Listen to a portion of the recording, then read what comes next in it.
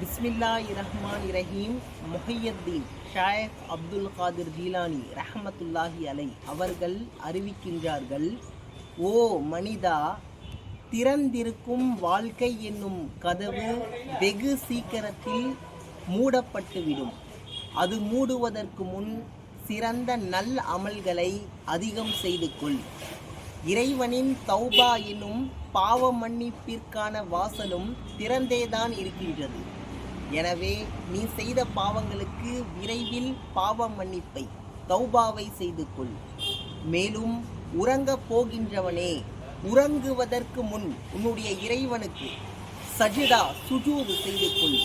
ஏனெனில் காலையில் நீ எழுந்து இருப்பாய் என்று யாராலும் சொல்ல முடியாது என்று முஹையத்தீன் ஷாயிக் அப்துல் காதிர் ஜீலானி ரஹமத்துல்லாஹி அலை அவர்கள் மனிதனின் வாழ்க்கையின் நிலையாமை குறித்து இவ்வாறு கூறுகின்றார்.